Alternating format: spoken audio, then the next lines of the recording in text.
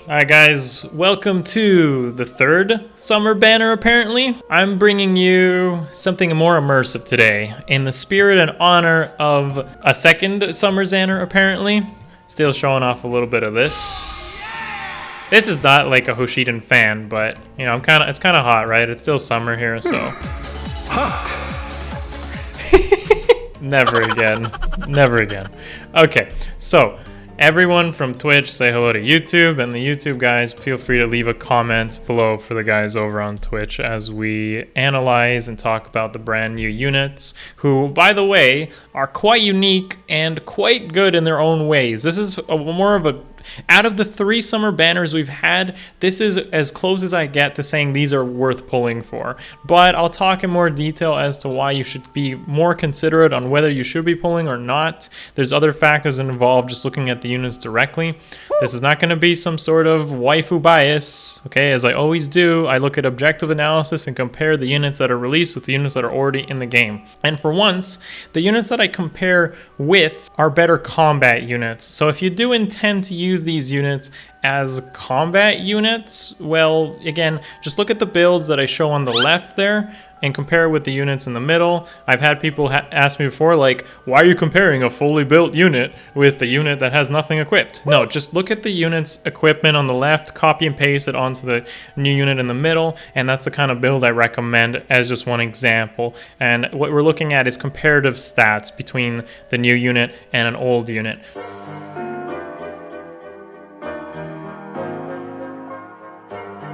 So let's get started off with Xander right away. As you can see with Xander, I'm actually kind of shocked with how much they're going with min-maxing here. This is insane. Like, they have completely dumped his speed and resistance to give him near perfect attack, defense, and even has some decent HP for 140 BST unit. That's like crazy, because dumping speed is a good thing when you don't have any of it, because then you just get doubled and actually charge your specials faster. I mean, it's just shocking to me. So comparatively speaking, the tankiest dagger closest to him is going to be Saizo. First of all, when I compare the two units and going forward, every single new unit has dance, and that alone gives them utility that can't be compared with the units on the left. That makes them like worth pulling for in their own way. If you lack dancers and you're like new to the game, that is a strong reason to consider pulling for them. But beyond that, if you're looking for actual units to fill out a niche, like in this case tanky Xander, well, I'm showing you a unit on the left that's more available and can fulfill that same role, other than the dance utility, which can't be compared to.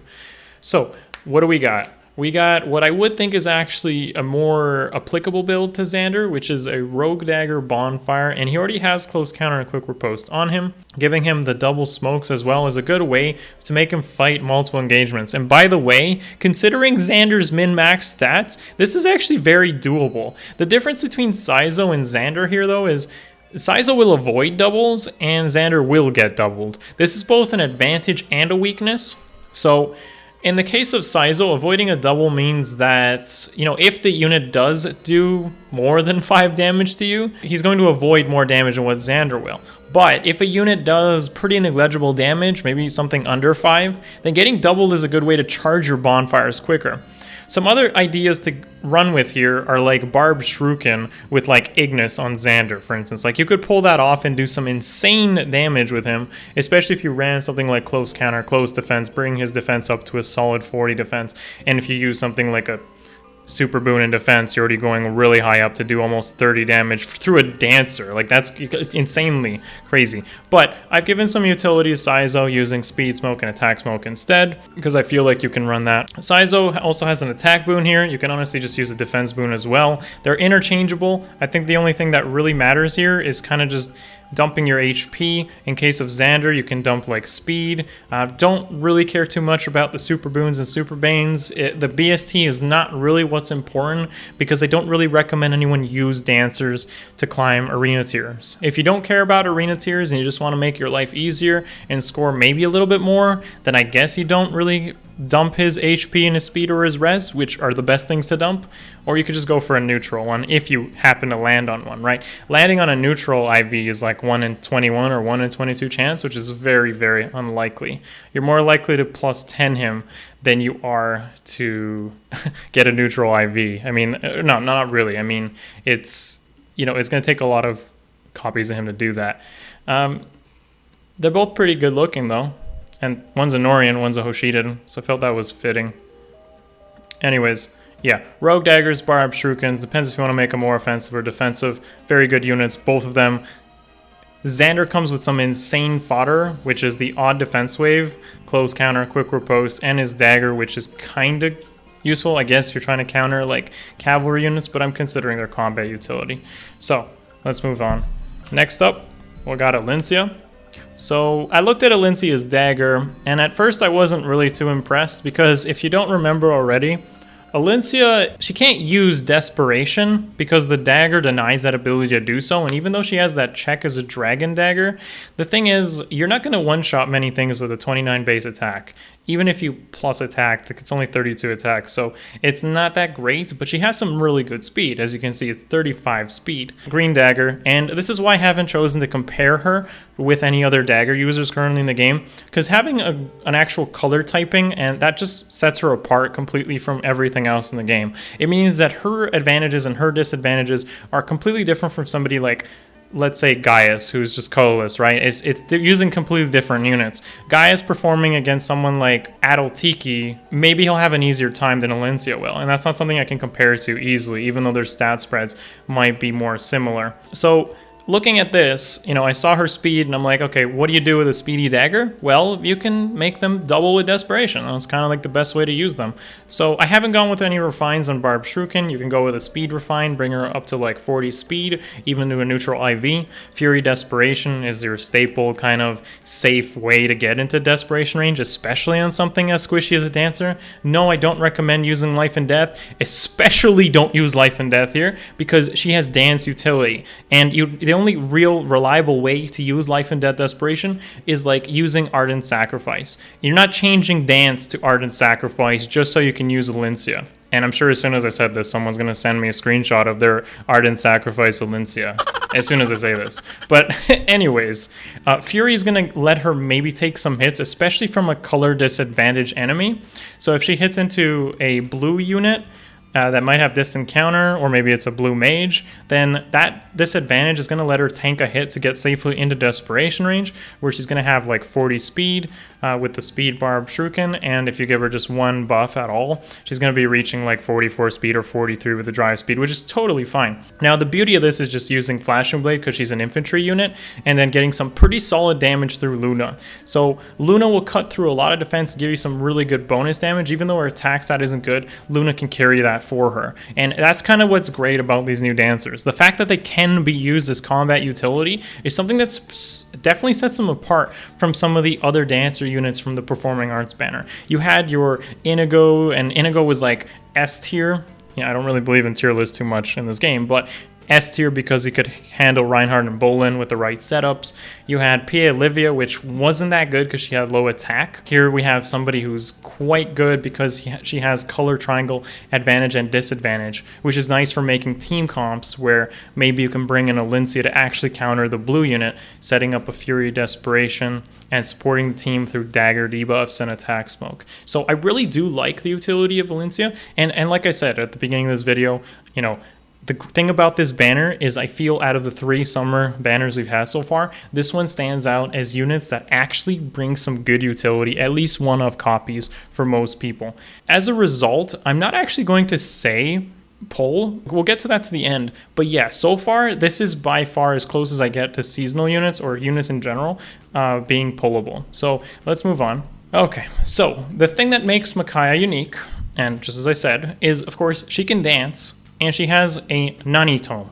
A Nani Tome that her original form had. The thing with that is it makes Micaiah super unique in her own way, and the dance utility is what stands out. The thing is, her tome doesn't let her do a Brash Assault Desperation thing that her other form lets her do. Remember that her tome disables Desperation, so you can't combine Brash Assault and Desperation, and you strictly have to go for one-shots on her. So that means you kind of want to go with like a death blow, all in, like kill them in one hit with Micaiah, which is okay because red is a good color for that, unlike blue, because, you know, Zelgius has low res, you know, Grima and Amelia, Hector's and all are pretty much guaranteed to be one shot, but she would have struggled to kill those in her blue version instead.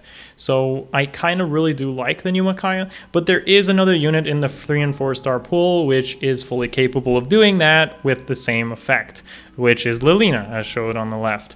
So yeah, just to quickly show you, there is a Quick Impulse there, which can be replaced with Attack 3. But the reason Quick Impulse is there, because if you have one Infantry Pulse on the team, or an Osteo Pulse, provided by Legendary Hector, you can bring her Glimmer down to an instant charge at the beginning of the fight. If 4 Blaze effect or Res Ploy, if you can't set up 4 Blaze, hits the unit that you want, you can go for a straight up one shot in most cases. Just as an example, Lilina usually doesn't want to run Res Ploy, and I think Res Ploy is going to be better on Micaiah because she doesn't have that chill res effect that 4 Blaze has.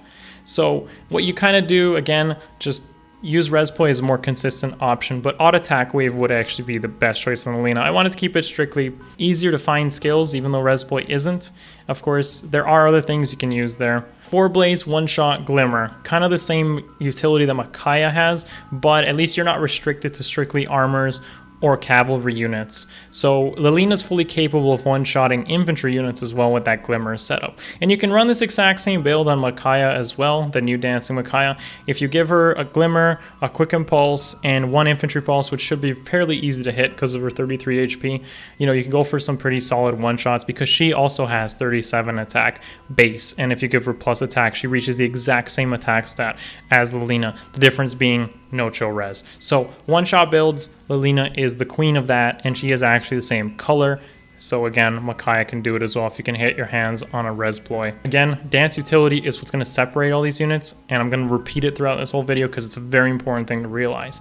Lilina can't dance, at least not that I know of yet. Finally, we got the unit with his first ever seasonal. He's looking pretty good. He's not showing as much skin as I would have liked, but hey, it is what it is. So the thing that really makes Ryoma stand out a lot, and I mentioned this in my impressions video, is the fact that he's a blue dagger user. Cloudmoy Yugi is not the dagger he comes with. This is the dagger that comes from Elincia. Now, what I think really makes him stand out is he's the first true hard counter to the Tikis in the game. There has not been an effective dragon slaying weapon that has been on a blue character. So, unlike Legendary Lucina and Legendary Lin, who don't really have something besides Future Vision, you know, the colors in this case actually help Elincia and Ryoma stand out because they're dancers, and dancers want to have triangle advantage and triangle disadvantage to help them out as much as possible. That's why you see things like TA on dancers. That's why you Sapphire Lance is good on Azura, or was good back in the day, to give them these sort of advantages that they desperately need due to their low stats. So with him, you give him the Dragon Slaying Dagger, you give him Death Blow, he already comes with Chill Defense on his B slot, if you give him the Attack 3 seal, if you have one to spare, and what you have is a really solid answer to all Tikis in the game. He will be capable of one-shotting them, and if he doesn't, well, he might be able to take a hit from some of them provided he has the right buffs. So in the case of maybe an attack ploy or maybe a fortify res buff to bring his defense and res in line, you might be able to take a hit where he's going to double a lot of them, especially someone like Adult Tiki. Maybe not Summer Young Tiki, but in what I'm trying to say is you can definitely go for that one shot, especially if chill defense hits those units. So Death Blow gives you that extra 6 attack, you bring him up to 53, you give him 1 hone attack, which isn't too difficult to set up in the right team comp, and you have a 57 attack unit who's going to have triangle advantage against all the Tikis. So 57 attack, you know, that ends up being 28 on top of that with the effective damage, and then an additional 20% from the triangle advantage brings them close to about 90 to 100 attack, okay? So all the versions of Tiki, even at plus 10, can't really take such a hit, and that's insane. You would need to run into a Tiki that has like steady breath, distant defense, plus defense IVs, and probably some sort of defense tactic or defense buff. The defense tiles will likely keep him alive, but then again, he might be able to double or just go for that one shot. And this is what truly makes Ryoma stand out compared to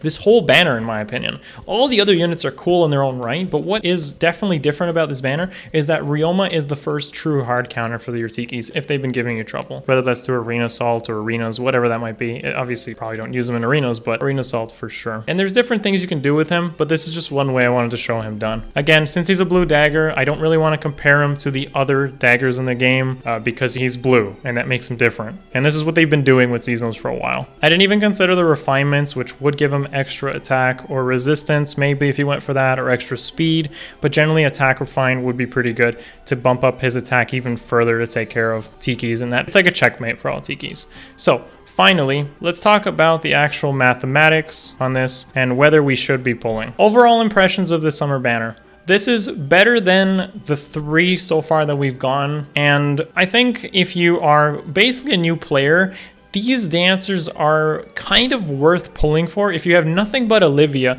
and you want to get yourself a head start in the game. However, if you are looking for the long-term competitive aspect of the game and you're trying to get yourself some high scores, maybe Arena's your end game, trying to aim for that maybe shiny new tier 21 with that Grand Summoner, maybe Arena Assault top 1k is your thing for you, well, I'm going to say don't pull. But if they're your waifus, they're your husbandos, you don't have to be listening to me. If you need some more utility, and dancers provide that really good utility, especially in the way of Ryoma and Elincia in this banner, and even Micaiah if you need that straight check. Xander can be replaced, but he has good fodder.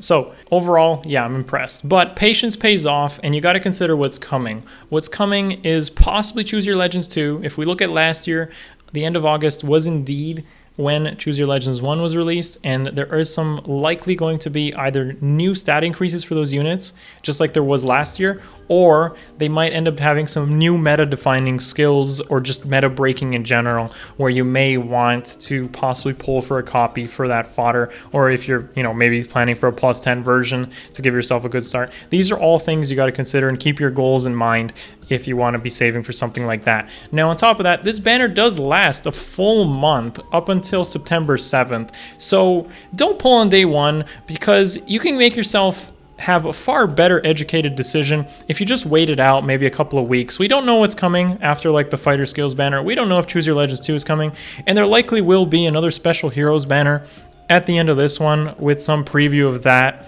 So you can make yourself a smarter decision by waiting near the end of the banner or even in the middle, so we have some news to know what's expected going forward. And that's why you shouldn't pull day 1, but at least to know whether you're gonna make a smarter decision between it. Finally, please don't pull these units for arena bonus units. You would need to add about 3 or 4 merges for them to be equivalent to what the Asker trio is capable of scoring. So that would be a waste of orbs. And yeah, let's get down into the math. So, blue, this is Ryoma.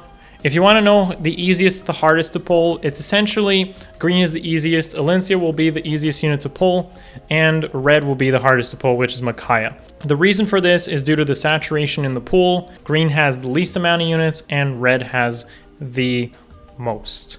This is a 4-unit focus banner. 4-unit focus banners are harder to acquire the specific focus unit as opposed to 3. This is why sniping on a legendary banner is always a bad idea, because there are 12 focus units and this just bloats the amount of units on there for you to try to target a specific unit.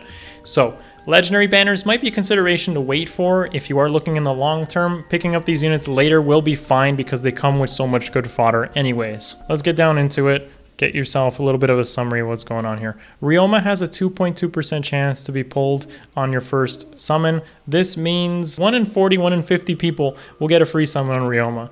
This means that if you get one, you are an outlier, and generally there are a lot of people that didn't get one. If you haven't saved up 164 orbs for Ryoma, well, that's what you have to walk into here considering your average amount of saved.